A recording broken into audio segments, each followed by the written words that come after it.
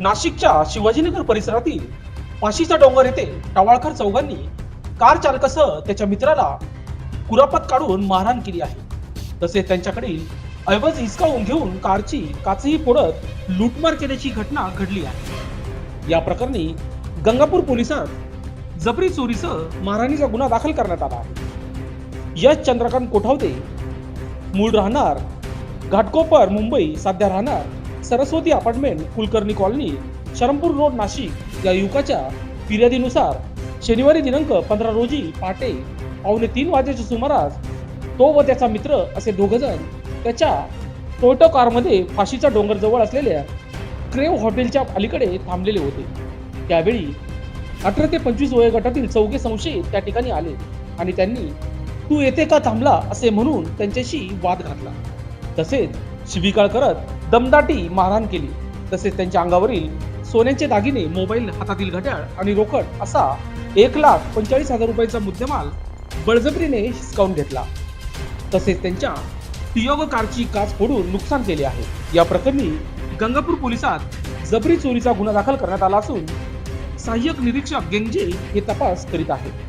दरम्यान या प्रसंगी लोकशास्त्र न्यूजशी बोलताना गंगापूर पोलीस ठाण्याच्या वरिष्ठ पोलीस निरीक्षक तृप्ती सोनोने यांनी अधिक माहिती दिली. यामध्ये काल दिनांक 17 रोजी गुन्हा रजिस्टर क्रमांक 149/24 भादवी कलम 392 504 506 427 प्रमाणे गुन्हा दाखल करण्यात आला. त्यातील फिर्यादी आहेत यश चंद्रकांत कोठावदे, वय 27 वर्ष.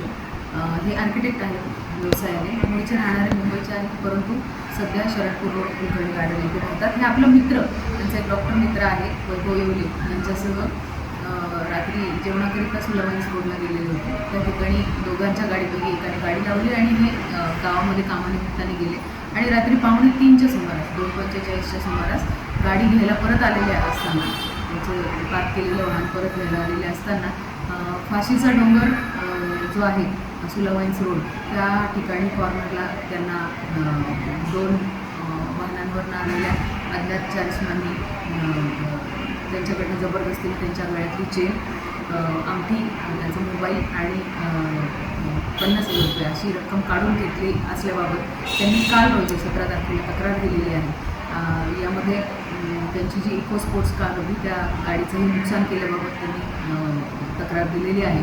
या दाखल झालेल्या गुन्ह्यावरून गुन्ह्याचा तपास सुरू आहे आणि गुन्ह्याच्या तपासामध्ये निश्चितच लवकरच या 4 अज्ञात आरोपींचा शोध घेऊन त्यांना अटक केली जाईल. लोकशास्त्र न्यूजसाठी बंटी आढाव, सातपूर.